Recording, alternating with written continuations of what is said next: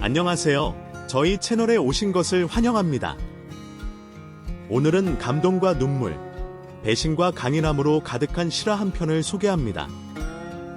지은이라는 여성의 인생 여정을 따라가며 그녀의 사랑과 희생, 그리고 충격적인 배신의 순간을 함께 만나볼게요. 젊은 사회복지사로 열정 가득했던 지은은 민호와의 결혼으로 행복한 삶을 꿈꿨지만 현실은 그리 달콤하지 않았습니다. 시어머니 김 여사의 식당을 위해 헌신하며 가족을 돌봤던 그녀는 20년간 사랑했던 남편 민호가 불륜을 저지르고 치매에 걸린 김 여사의 재산까지 노리고 있다는 끔찍한 비밀을 알게 됩니다. 남편의 원룸 침대 밑에 숨어서 들은 가슴 아픈 대화, 그리고 그 배신과 탐욕의 진실. 경찰인 아들 준현의 도움으로 지은은 진실과 마주하고 새 삶을 시작합니다. 과연 그녀는 이 고통을 딛고 평온을 되찾을 수 있을까요? 달콤한 사랑부터 묵묵한 희생, 충격적인 진실의 대면, 그리고 강렬한 재기에 이르는 드라마틱한 이야기를 지금 함께해요. 좋아요와 구독, 알림 설정 잊지 마세요. 더 많은 감동적인 이야기로 찾아뵙겠습니다. 안녕하세요. 지방에서 식당을 운영하고 있는 60대 여자예요. 요즘 기분이 싱숭생숭합니다. 왜냐고요? 하나밖에 없는 아들 준현이가 결혼을 하고 싶다며 여자를 소개시켜주기 때문이에요. 그 여자에게 아들을 뺏기는 기분이 들어서 기분이 안 좋은 건 절대로 아니고요. 언제 준현이가 이렇게 자랐나 싶기도 하고 너무 빨리 흘러버린 세월이 야속하기도 해서 기분이 그런 것 같아요. 그리고 저의 결혼 생활이 떠올라서 더 기분이 안 좋은 것 같아요. 이런 기분이 들 때는 수다로 날려버리는 게 제격이죠. 오늘 이곳에서 호박씨 좀 까고 갈게요. 지금은 식당을 운영하고 있지만 결혼 전 저의 직업은 사회복지사였어요. 요즘은 사회복지사라는 직업이 인기가 있는 것 같던데 제가 일을 하던 때만 해도 고생스럽고 대접도 제대로 못 받는 그런 직업이었어요. 그래서 주변에서 선호하는 사람들이 별로 없었고 저조차도 그쪽으로는 전혀 생각이 없었거든요. 그런데 고등학생 때 우연한 기회에 봉사활동을 갔는데 다른 사람을 도울 때 느끼는 그 충만한 감정이 너무 좋은 거예요. 그래서 갑자기 진로를 바꿔 사회복지사가 된 거죠. 사회복지사가 되어 나름의 사회에 도움을 주고 있다는 생각을 하며 열심히 일을 하고 있는데 봉사단체에서 민호를 처음 만나게 됐었어요. 민호는 중소기업에 다니고 있었고 연말을 맞아 봉사활동을 기업에서 나왔었거든요. 그 소개로 민호를 만났어요. 연인이 되려고 했던 건 아니었는데 우연히 제가 안내를 맡게 돼서 일조로 활동을 하게 됐는데 그게 민호와 가까워지는 계기가 됐었어요. 하루 일과가 끝나고 민호는 저에게 명함을 하나 달라고 하더군요. 제 명함이요? 네, 제가 봉사활동에 관심이 좀 있었어요. 이것저것 여쭤보고 싶은 것도 있고 해서. 네, 여기요. 전화드려도 되겠죠? 네, 그러세요. 그가 저에게 호감이 있다는 건 어렴풋이 느꼈어요. 그게 쉽지가 않더라고요. 저도 그 느낌에 설레기도 했고요. 그날 이후 민호는 저에게 전화로 연락을 했고 따로 만나서 식사를 하거나 카페에서 차도 마시며 같이 시간을 보내게 됐었어요. 저희는 시간이 갈수록 서로에게 점점 빠져들었고 꽃 연인이 되었죠. 그때 민호가 어찌나 사랑스럽고 멋지게 보이던지 민호와 같이 있는 시간이 행복했어요. 그래서 평생 이 사람과 같이 살며 행복하겠다는 생각까지 하게 됐고 그 콩깍지 덕분에 민호와 결혼까지 하게 됩니다. 민호는 형제가 없이 외동이었어요. 그리고 식당을 운영하시는 김 여사 밑에서 자랐는데 처음 인사를 하러 갈 때 엄청 긴장했어요. 홀어머니라서 아들에게 유난히 집착하지 않을까 걱정이 많이 됐었는데 일을 하시는 분이라 그런지 성격이 정말 시원시원하셨어요. 결혼도 너희가 좋으면 해라. 너희 일이니 너희가 결정해야지, 이런 식이었고 얼핏 보면 자식에게 관심이 없는 것처럼 보이지만 꼭 그렇지도 않으셨고 저를 참 많이 아껴주시기도 했어요. 제 친구들 중에도 먼저 결혼한 친구들이 있어서 시어머니 이야기를 들을 때가 있었는데 대부분 고지식한 분들이 많았거든요. 그런 와중에도 김 여사는 남다른 분이셨던 것 같아요. 결혼을 한 후 민호는 저에게 하던 일을 그만두고 김 여사의 일을 도와주는 게 어떠냐고 하더군요. 민호가 어릴 때부터 어머님은 경제활동을 하셔야 했기에 집에 혼자 있는 경우가 많았다며 그래서 외롭게 자랐다면서 자신이 퇴근하고 집에 오면 제가 반겨줬으면 좋겠다면서 낮 동안에는 김 여사의 일도 도와주면 되지 않겠냐고 하길래 저도 흥미가 생겨 그렇게 하겠다고 했어요. 김 여사는 한식 뷔페집을 운영하고 계셨는데 당시에는 한식 뷔페를 하는 곳이 별로 없었어요. 그래서인지 식당이 제법 유명했고 손님도 많았죠. 아침밥을 해서 민호에게 먹이고 출근을 시킨 후 식당으로 출근을 했어요. 어차피 조리는 조리장들이 있어서 음식을 만드시고 저는 홀의 허드레시를 돕는 일을 했는데 식당 일은 해본 적이 없었거든요. 그래서 모든 일이 낯설고 처음 하는 거라 서툴고 그랬죠. 혹시나 제가 가게에 피해를 주지 않을까 걱정이 됐었는데 김 여사가 꼼꼼하게 하나하나 알려주셔서 곧잘 하게 되더군요. 어차피 주방은 일하는 사람들 다 있어서 언니가 할 거 없어. 너는 홀에서 손님 맞이하고 서빙 바쁘면 좀 도와주고 그러면 돼. 조금씩 익숙해지면 너한테 일을 하나씩 넘길까 해. 나는 나이도 있고 하니 네가 맡아서 하는 것도 나쁘지 않지. 제가 맡아 한다고. 뭘 그리 놀라고 그래? 그럼 이 가게 다른 사람 줄까? 아니에요. 어머니. 열심히 배워볼게요.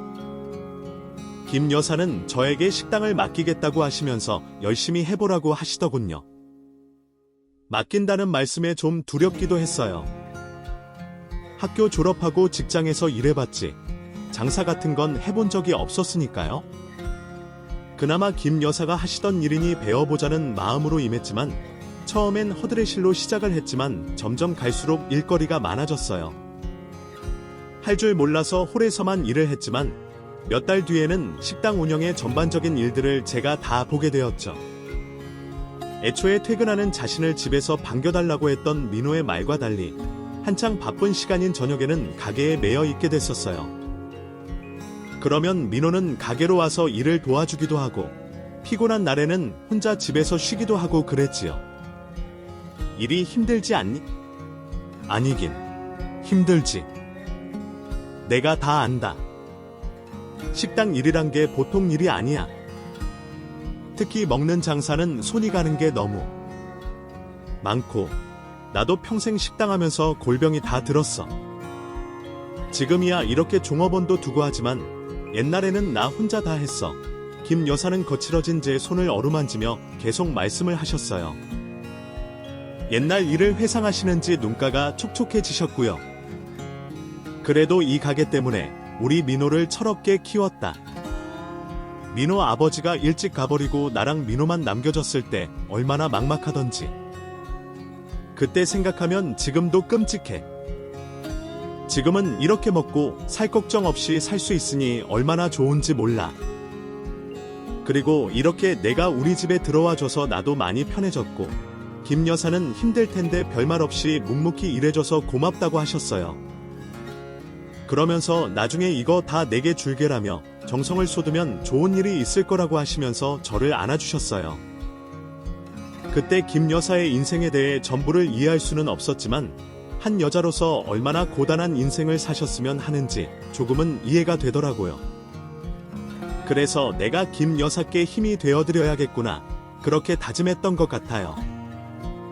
그래서 힘들고 굳은 일이 많은 가게 일을 도맡아서 했고 정말 쉬는 날도 없이 그렇게 매달렸죠.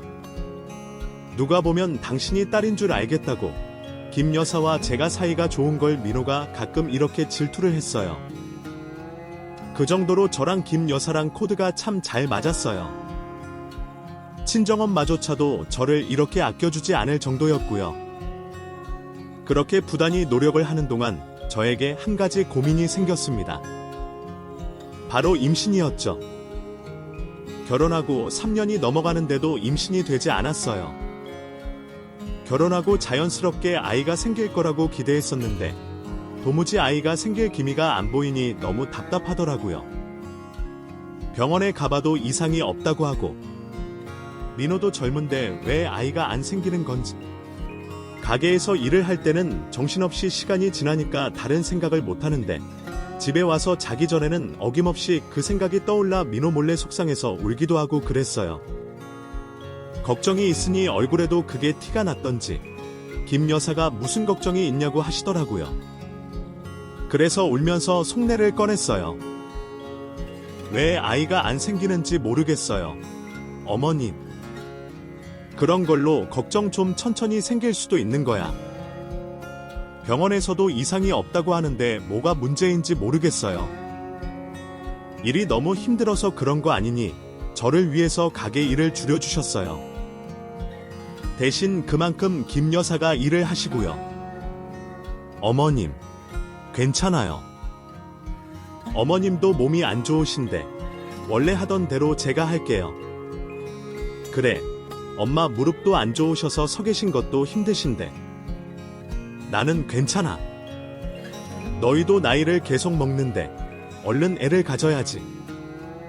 당분간만 이렇게 해보자. 혹시 아니, 그 사이 임신이 될지. 그렇게 김 여사가 마음을 써주신 덕분에 저도 제 시간을 가지게 됐었어요. 결혼하고 계속 일만 하며 지냈기에 오랜만에 생긴 시간이 얼마나 좋던지. 오전에 출근해서 점심 장사를 마치고 퇴근해서는 나머지 시간이 자유 시간이었어요. 민호가 퇴근해서 집에 오기까지 4시간의 여유가 있으니 그 시간 동안 집에서 편하게 쉬거나 혼자 산책을 하거나 그랬어요. 그러는 동안 마음이 편해지고 여유가 생기더라고요. 그렇게 6개월 정도 지나고 거짓말처럼 아이가 생겼습니다. 정말 생각지도 못하게 갑자기 찾아온 생명이었죠. 민호도 김 여사도 저의 임신 소식에 정말 많이 기뻐해 주었고 모두의 관심 속에 10달 뒤 건강한 아들 준현이가 태어났어요. 착실한 남편 민호, 건강하게 태어난 아들 준현, 저를 예뻐해 주시는 김 여사까지 어느 것 하나 모자란 것 없이 완벽했어요. 정말 행복했습니다. 이 남자와 결혼하면 행복하게 살 수 있을 거라고 생각했던 제 판단이 옳았다고 느껴졌어요. 그런 평화로운 일상을 보내던 중에 준현이가 5살 때쯤 민호가 지방으로 발령을 받게 됐어요. 내가 같이 데려가는 게 맞는 것 같은데 우리 다 가면 김 여사가 적적하실 것 같아. 그리고 당신이 지금 가게에 손 놓으면 김 여사 힘들어서 안 돼. 아무래도 그렇겠죠? 어쩔 수 없이 주말 부부를 해야 할 것 같아요. 그래, 그게 맞아. 민호를 따라가고 싶었지만 현실적으로 그게 맞지 않다는 판단이었어요. 그래서 저와 준현이는 남고 민호 혼자 가게 된 거죠. 요즘 사람들은 주말 부부하는 건 3대가 덕을 쌓아야 될 수 있는 거라고 한다면서요. 남자들이 그렇게 좋아한다고 하더라고요. 그때 제 남편 민호도 그렇게 생각했던 건 아닐까 싶지만 저에게는 큰 부담이었어요. 일도 해야 하고 어린 준현이도 제가 다 케어해야 했으니까요. 민호도 혼자 타지 생활하면 외롭지 않을까 하는 걱정도 되고 그랬던 것 같아요. 너무 걱정하지 마. 5년 정도 있다가 다시 여기로 올 거야. 그것도 발령이 나야 오는 거라면 그건 그런데 발령 나겠지. 설마 계속 거기 둘라고. 5년만 버티자 생각하며 주말 부부를 하기 시작했어요. 시작할 때는 곧 다시 합칠 거라고 생각했던 주말 부부가 생각보다 길게 연장이 되었어요. 그 기간이 무려 20년이었죠. 애초에 5년만 버티라고 했던 민호는 그곳에서 업무 성과가 뛰어났고 회사에서는 그곳 안정화를 위해 민호를 그곳 책임자로 승진을 시켰어요. 그래서 빼도 박도 못하고 계속 주말 부부를 하게 되었어요. 주말에만 볼 수 있는 앞. 저도 저였지만 준현이가 어릴 때는 그걸 좀 아쉬워하더군요. 친구들 아빠는 집에 있는데 왜 우리 아빠는 없냐고 울기도 했고요. 어린 손자가 눈물을 보이며 아빠를 찾으니 김 여사는 그게 맘 아파서 민호에게 회사를 때려치우라고까지 하셨어요. 일 그만두고 식당을 이어받아서 운영하라고. 하지만 민호는 자기 일이 아니라며 거절하더군요. 엄마, 나 여기서 연봉 많이 받아요. 나중에 우리 준현이 유학도 보내주고 그러려면 한 푼이라도 더 벌어야지. 가게는 지은이가 혼자서도 할 수 있잖아요. 이놈아, 아무리 애미가 혼자 한다지만 식당 일이 보통 힘든 일인 줄 알아. 애 키우는 것도 얼마나 힘이 드는데 밥 주고 재워주기만 하면 거저 큰 줄 아니. 그래도 나는 계속 할래요. 내가 거기 가서 무슨 일을 해? 준현이도 지금 어려서 그러지. 조금만 더 크면 부모는 나 몰라라 할 거야. 민호가 절대로 식당 일은 안 하겠다는 말에 김 여사는 복장이 터진다고 화를 내셔도 민호는 눈도 꿈쩍하지 않았어요. 살아가는데 돈이 중요한 건 맞지만 준현이의 어린 시절은 정말 그때뿐인데 왜 민호는 그걸 중요하게 생각하지 않는 건지. 곁에서 두 사람의 실랑이를 지켜보고 있는 저는 좀 씁쓸했어요. 어려서부터 떨어져 지내서 그런 건지 준현이에게 부정을 못 느끼는 것 같은 민호의 행동에 실망감도 있었거든요. 민호 말대로 준현이가 중학생이 되고 고등학생이 되면 우리보다는 친구를 더 좋아하게 될 텐데 그때 되면 같이 있고 싶어도 준현이가 같이 안 있어줄 텐데 하는 생각에 걱정스러운 마음이 들었어요. 부자 사이가 더 멀어지면 멀어졌지 가까워지기 힘들겠다는 생각이었어요. 저도 민호에게 불만이 있었어요. 아무래도 주말 부부다 보니 저와의 사이에도 소원해지더라고요. 부부라는 게 싸움을 해도 한 이불을 덮고 자야 한다는데 저희는 일주일에 6일은 떨어져 지내니까요. 거기가 일 때문에 이럴 날도 많고 일주 건너뛰면 열흘이 넘게 얼굴도 못 보고 지내니 남과 뭐가 다르게요. 그렇게 각자 인생을 살아갔을 거예요. 20년 동안요. 그 사이 준현이는 장성에서 경찰이 되었고 그 세월만큼 저도 김 여사도 나이를 먹었죠. 김 여사는 한번 크게 아프신 후로 체력이 훅 떨어지셨어요. 거기다 치매까지 오게 돼서 예전 정정하실 때의 모습은 어디에도 남지 않았어요. 준현이는 시간이 갈수록 제 손이 덜 필요했지만 김 여사 한 분은 저의 손이 필요했고 가게 일도 오로지 제가 다 봐야 했어요. 치매를 앓고 있는 김 여사를 돌보는 일은 생각보다 많이 힘들었어요. 처음에는 치매가 진행되는 중이라 오락가락 하셨기에 그나마 저도 준현이도 알아보고 그러셨죠. 근데 생각보다 진행 속도가 빨랐고 어느새 더 이상 집에서 모실 수 없는 상황까지 오게 됐어요. 저도 가게를 운영해야 했기에 계속 김 여사 곁에 있을 수가 없어서 어쩔 수 없이 요양병원으로 모셨습니다. 물론 민호에게 상의하고 내린 결정이었지만 그렇게 정정하시던 김 여사를 요양병원에 모시는 게 정말 마음이 많이 아팠어요. 할 수만 있다면 집에서 계속 모시고 싶었지만 치매라는 병이 그걸 어렵게 만들었죠. 정신이 오락가락 하시니 저를 못 알아보시고 손찌검을 하실 때도 있었고 화장실에서 올리를 보셔야 하는 것도 잊어버리셨습니다. 옷을 입은 채로 실수를 하시는 경우도 많았어요. 상황이 이렇다 보니 병원으로 모시지 않을 수가 없었죠.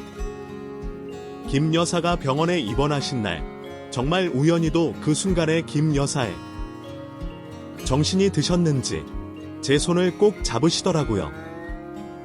지은아, 어머님, 저 알아보세요. 미안하다. 지은아, 김 여사는 정말 찰나의 정신을 차리시고는 저에게 미안하다고 하셨어요. 그리고 이내 낯선 사람 보듯이 하시더군요. 이미 눈빛은 낯선 사람 보듯이 바뀌어 있었는데도 눈매 끝에 맺힌 눈물이 흘러내리는 걸 보고 마음이 얼마나 찢어지던지 그 말씀이 그리 하고 싶으셨는지 찰나의 순간에 말을 뱉어낸 김 여사의 손을 잡고 오열을 했습니다. 나를 낳고 키워주신 친정엄마보다 더 오랜 시간 함께 지낸 김 여사였어요. 같은 여자로서 살아가는 인생 이야기를 저에게 참 많이 해주시고 자신이 살아온 인생 이야기를 하시며 너는 행복하게 살라고 그렇게 당부하셨는데 이제 편하게 사셔도 되는 형편이 되자마자 치매에 걸려 자식도 못 알아보시는 김 여사가 너무 마음 아팠어요. 병원에 김 여사를 모시고 매일같이 찾아갔어요. 어쩔 수 없이 간병인의 손을 빌려야 했지만 제가 할 수 있는 걸 하고 싶었거든요. 매일매일 정말 하루도 빠지지 않고 김 여사를 보러 갔죠. 김 여사가 병원 밥이 맛없으신지 식사를 잘 안 하신대요. 그래요. 집에 계실 땐 그래도 식사는 잘 하셨는데 식사를 잘 안 하신다는 간병인의 말을 듣고는 그날부터 반찬을 매일 해서 들고 갔어요. 물론 한식을 파는 가게에 반찬이 잔뜩 있었지만 이가 약하신 김 여사께 드리기에는 맞는 반찬이 없었기에 손수 만들어서 갖다 드렸어요. 다행히 제가 해드린 반찬은 맛있으셨는지 식사를 곧잘 하셨고 잠도 잘 주무셨어요. 병원 생활에 잘 적응하시는 것 같아서 비로소 안심이 되더라고요. 잠든 김 여사의 손을 잡아드리고는 오랜만에 김 여사를 보러 같이 온 민호를 찾아 1층으로 내려갔어요. 날이 갈수록 쇠약해지는 김 여사 모습에 마음이 아픈지 병실에 오래 있지를 못하더라고요. 어디로 갔는지 보이지 않아 찾다가 흡연 구역으로 간 민호가 등을 돌리고 있는 게 보였어요. 가까이 다가가 민호를 부르려는데 통화를 하고 있었는지 통화 소리가 들리더군요. 당연히 자기가 더 좋지. 다 늙은 마누라가 뭐 그리 좋겠어.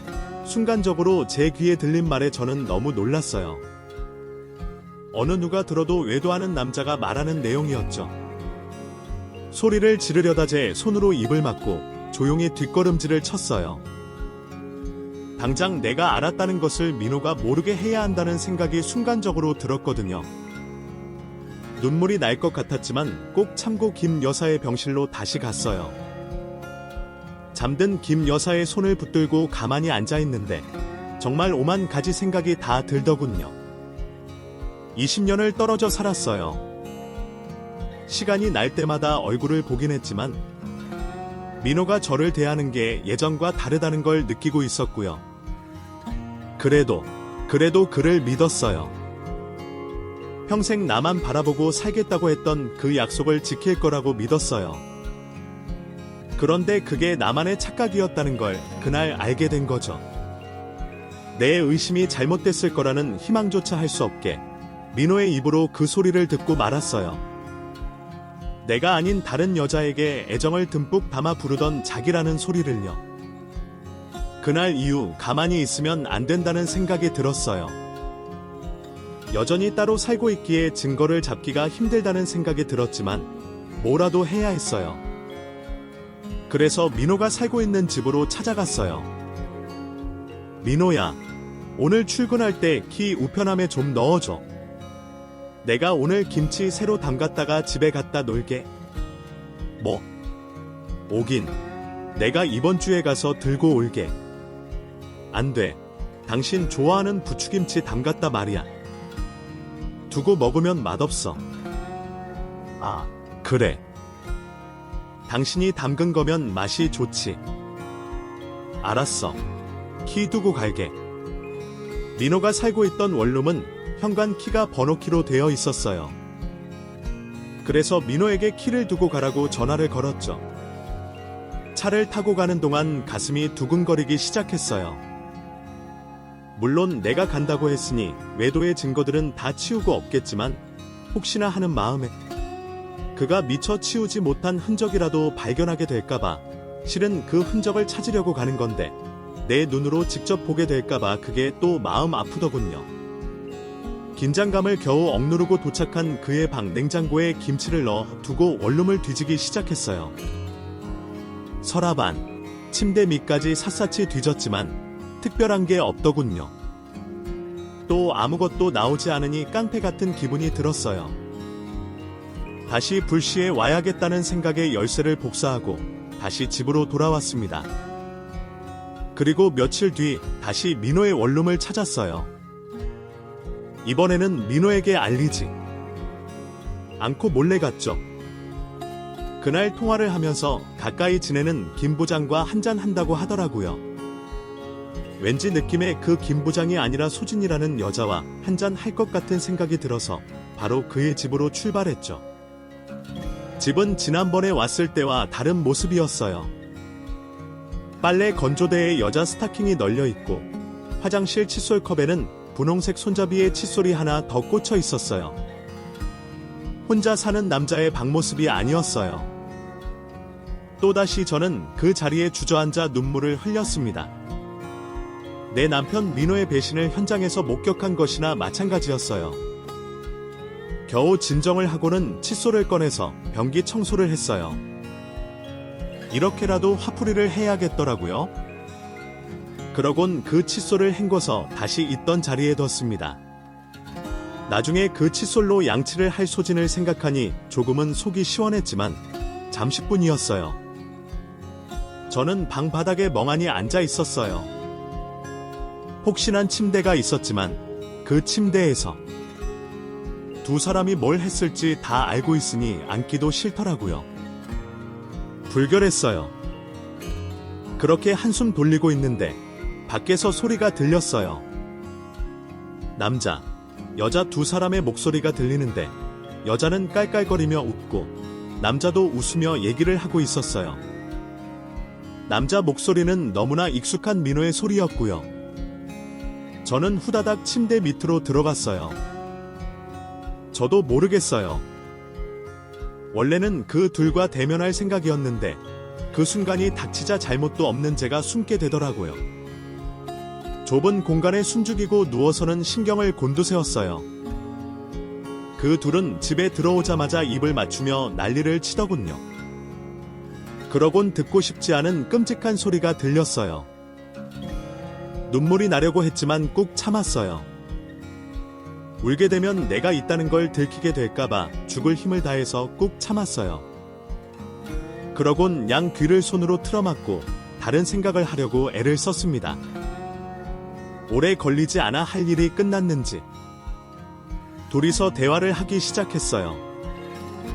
둘 다 제대로 취했는지 발음도 제대로 안 되는 상황이었죠. 자기, 우리 내년에는 정말 결혼할 거야. 당연하지. 올해 이혼하고 내년에는 결혼하자. 근데 자기 와이프가 순순히 이혼해줄까? 화낼 거야. 내가 당신이랑 만나고 있다고 말만 해도 그 여자는 바로 이혼하자고 할 거야. 민호가 저에 대해 너무나 잘 알고 있는 말투였어요.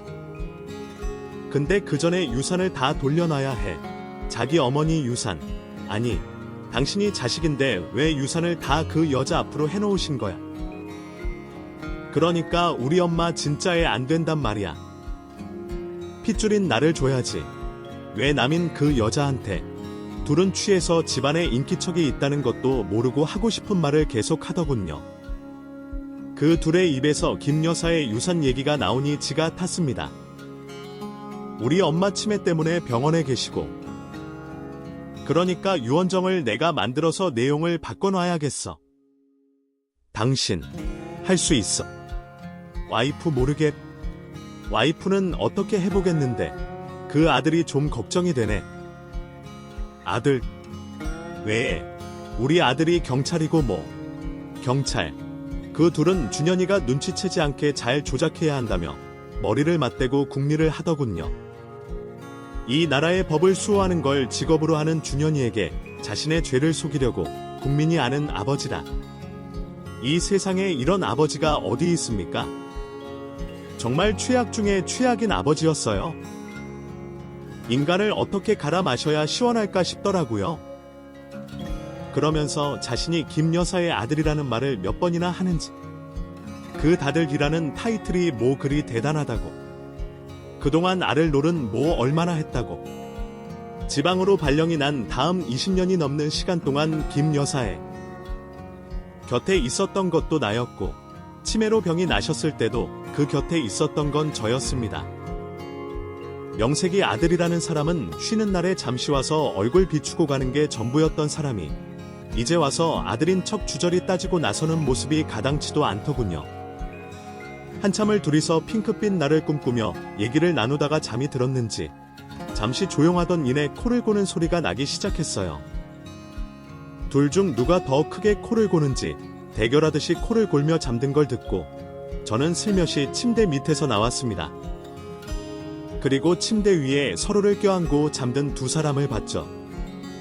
갈아 마셔도 시원찮을 인간 대회에 특히 그동안 남편이라고 대접해준 인간을 보고 있자니 숨이 턱턱 막히는 것 같았어요.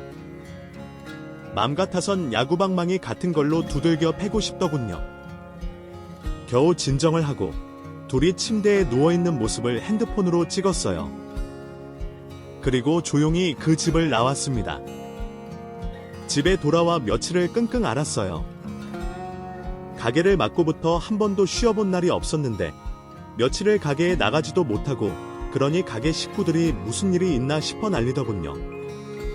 김 여사가 계신 요양병원에도 거름하지 않았어요. 간병인이 제가 보이지 않으니 김 여사가 식사를 안 하신다며 연락이 왔지만 도저히 걸음을 할 수가 없었어요. 미처 거기까지 챙길 여유가 없더라고요.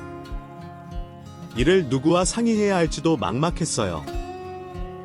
민호 말대로 김 여사의 자식은 그 사람이니 어쩌면 유산이 그 사람에게로 될지도 모르겠다는 생각이 들었어요. 유산에 대해 더 안정적으로 하자면 이혼을 끝까지 안 해주면 되는 거지만 그 더러운 꼴을 다 보고도 모른 척하며 살 자신이 없었어요. 정말 그 인간이랑 하루빨리 호적해서 정리하고 싶었어요.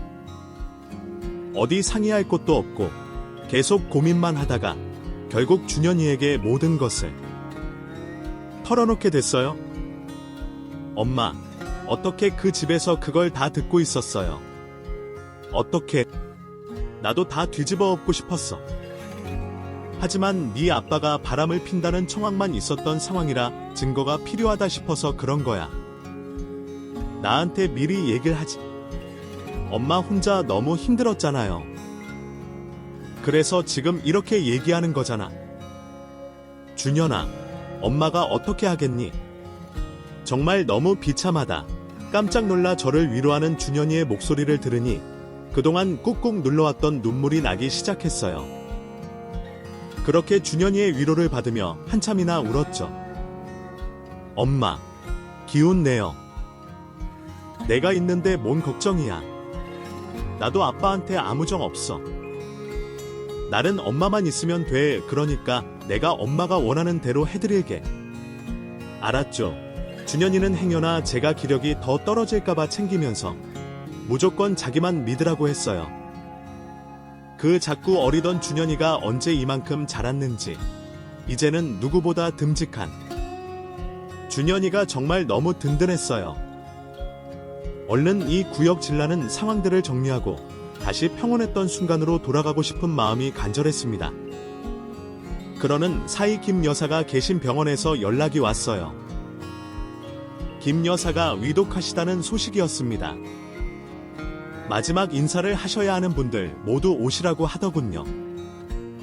저는 김 여사의 친정에도 연락을 하고 시댁 친척분들에게도 연락을 했어요. 마지막일지도 모른다는 소식에 다들 찾아오셨더군요. 치매로 변해버린 김 여사의 모습에 다들 눈물을 불켰어요. 여전히 정신없이 누워 계시는 김 여사는 간간히 알아보는 몇 분 외에는 알아보지 못하셨고요. 그 자리에 민호도 동석을 했지만 본인의 아들도 못 알아보시더군요. 오랜만에 오셨는데 저희 식당으로 가셔서 식사하시고 가세요. 그럴까? 오랜만에 이렇게 다들 모인 것 같네? 안 그래도 자네가 누님 가게를 잘 이어받아서 꾸린다고 하길래 내 기특하게 생각했어. 모두 김 여사께 배운 거죠. 제가 솜씨 발휘해서 대접할게요. 저는 김 여사의 형제분들을 가게로 모셔서 식사를 대접했어요. 한창 식사를 하는 중에 준현이도 왔죠. 알고 보니 우리 준현이가 이렇게 장성을 했네? 그래. 경찰 생활은 재밌고 오랜만에 보는 준현이 모습에 다들 한마디씩 하셨어요.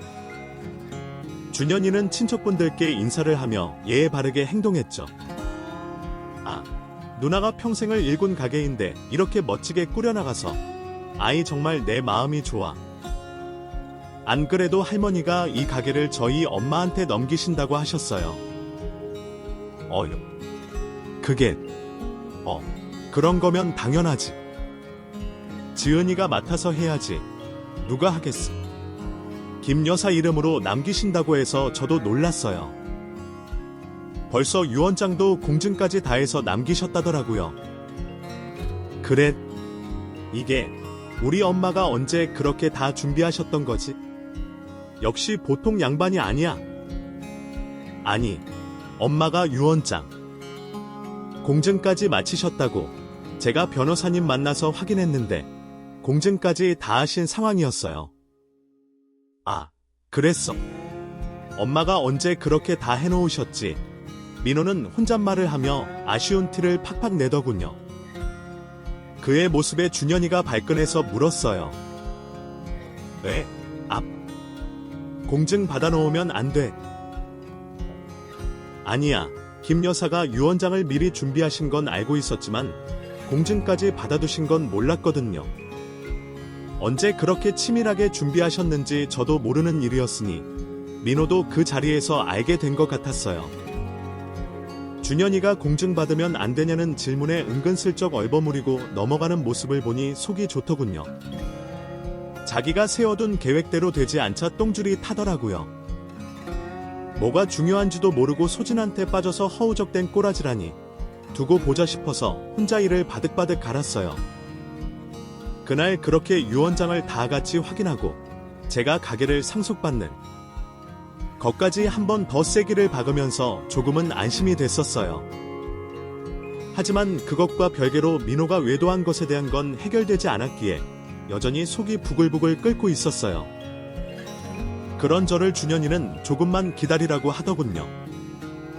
이혼에 필요한 걸 준비하고 있다고 하면서요. 그렇게 돌을 닦는 기분으로 기다리고 있는데 김 여사가 돌아가시게 됐었어요. 본인 정신으로 사는 것도 아니었기에 차라리 잘된 일이라고 생각하려고 했지만 입관할 때 저는 오열을 하며 정신을 잃고 쓰러졌어요. 그만큼 김 여사의 죽음이 저에게 너무 큰 슬픔이었어요. 힘들게 김 여사를 보내드리고 더 이상 민호에게 배려를 해주고 싶은 마음이 없었어요. 그래서 5일장이 끝나고 집에 들어가자마자 안방 서랍에 넣어뒀던 이혼 서류를 꺼내 소파에 앉아있는 민호 얼굴에 던졌어요. 아니, 뭐 하는 것? 이거 뭔지 알지? 잔말 말고 도장 찍어. 온데. 아니, 뭔 도장을 찍으라는 거야. 나 너하고 더 이상 못 살아. 네가 결혼하고 나한테 해준 게 뭐가 있어? 지 혼자 살면서 온갖 여유 다 누리고 살아놓고 이날 여태껏 설거지 한 번을 해준 적이 있어. 나한테 밥 한 끼라도 해준 적이 있냐고. 그동안 억눌렸던 것들이 소리가 돼서 다 입 밖에 나왔어요. 정말 미친 사람처럼 그렇게 소리를 지르고 나니 민호가 벙쪄서 쳐다보더라고요. 너 자취방에 여자 숨겨놓고도 뭐 유언장 고쳐서 가게를 어쩌고. 첫째, 네가 그러고도 사람이야. 네가 사람이냐. 급기야 저는 민호 머리카락을 쥐어뜯기 시작했고 그게 아팠던지 이리저리 도망 다니더라고요. 아이, 그게 바람 핀 게 아니라 아리. 여보, 이거 뭐 잘못했어? 아내가 그냥 잠깐 외로워서 외롭다. 니? 얼마나 사는 게 편했으면 외로울 때도 다 있어. 저는 말 같지도 않은 말을 하는 민호에게 도장 찍고 편하게 살자고 했습니다. 그랬더니 너 진짜 계산적이다. 우리 엄마 재산 네가 다 빼돌려 놓고 이제 와서 헤어지자고. 나 거지로 만들어 놓고 날 못해. 나 이혼 절대 안 해. 민호는 이혼만은 절대로 안 한다며 난리를 치더군요. 그때 준현이가 집 안으로 들어왔어요. 밖에서 듣고 있었던지 다 안다는 표정이었어요. 준현이는 민호가 앉은 소파 테이블에 사진을 펼치더군요. 거기엔 소진과 입맞추고 껴안고 더듬는 민호의 사진이 찍혀 있었고 그 사진을 확인한 민호는 기겁을 했습니다. 너 이게 무슨 짓이야? 엄마, 그만 괴롭혀요. 그동안 아버지 하고 싶은 대로 다 하고 살았지 않아요. 앞으로도 그렇게 살아요? 대신 엄마 이혼해줘요. 준현이는 얼굴이 온통 빨개지도록 소리를 질렀어요. 그렇게 흥분한 준현이의 모습은 처음 봤습니다. 준현이도 자기 아버지의 외도 증거를 모으면서 얼마나 속이 상했는지. 그제야 민호가 꼬리를 내리더군요. 준현이의 모습을 보면서 드디어 뭔가를 느낀 모양이었어요. 너도 창피한 거 아니? 이젠 아들 앞에서 더 엿보이지 말고 도장 찍어. 그래도 안 돼. 절대로 안 돼. 끝까지 꼬집 부리며 물고 늘어지는 민호를 보면서 정이 뚝 떨어지더군요. 그래서 자기밖에 모르는 민호의 얼굴을 있는 힘껏 때렸어요. 짝! 하는 소리가 났고 처음 겪어보는 상황에 놀라 저를 쳐다보더군요. 이기적인 인간아, 내가 뭐 꼬라지까지 받는지 알아? 네 하는 짓이 너무 수상해서 원룸에 갔는데 너 그 여자 집에 데리고 와서 그 짓거리까지 하더라. 내가 그거 다 봤어. 네가 그 여자랑 하는 거 내가 다 봤다. 제 눈에는 원망과 미움을 가누지 못하고 눈물이 줄줄 흘렀어요. 가슴이 너무 사무쳐 심장이 아프다는 느낌마저 들더군요. 그런 저를 보면서 민호는 미동도 못하고 놀란 표정을 짓고 있더군요. 내가 너랑 결혼하고 어떻게 살았는데?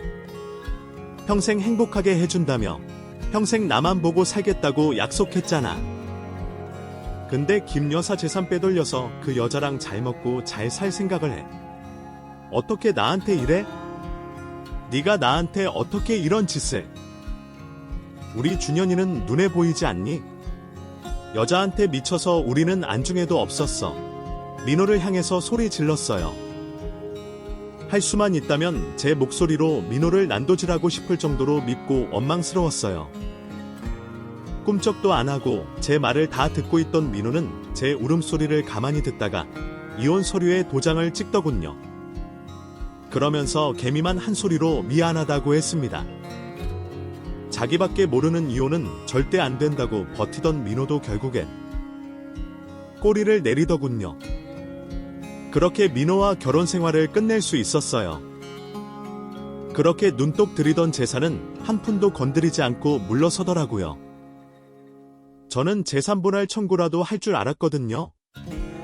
뒤늦게 철이라도 얻으려 이제야 철이 들었다고 해도 너무 늦은 거겠죠. 늦게 철든 대가는 치러야 할 테니까요. 모든 것이 다 끝난 지금은 평온합니다. 물론 여기까지 오는 길이 진흙탕처럼 난장판이었지만 덕분에 저도 깔끔하게 정리하고 새 출발을 할 수 있는 기회가 생긴 것 같아요. 그리고 김 여사가 물려주신 식당은 체인 브랜드를 만들어서 체인 사업으로 확장했어요. 그 과정에서 저 혼자 하기 버거울 때도 있었지만 버티고 또 버텼더니 지금은 안정화가 된 것 같습니다. 모든 게 하고자 하면 안 되는 건 없는 것 같아요. 제 이야기는 여기까지예요. 결혼을 앞둔 준현이는 부디 저와 같은 고통은 겪지 않았으면 해요. 요즘 배우자 뒤통수 때리는 건 남자 여자 구분 없이 있더라고요. 제발 바라건대 서로 아끼고 사랑하며 행복하게 그렇게 살았으면 정말 좋겠습니다. 끝까지 들어주셔서 감사해요. 오늘도 행복하세요. 지은의 감동적인 이야기를 끝까지 함께 해주셔서 정말 감사합니다. 그녀의 사랑, 희생, 그리고 역경을 딛고 일어서는 강인한 여정이 여러분께 깊은 울림을 주었기를 바랍니다. 이 이야기가 의미 있었다면 좋아요를 누르고 친구들과 공유해 주시고 구독 버튼을 눌러 저희와 함께 더 많은 감동적인 이야기를 만나주세요. 다음 영상에서 다시 만나요. 매일 긍정적으로 자신을 사랑하며 살아가세요.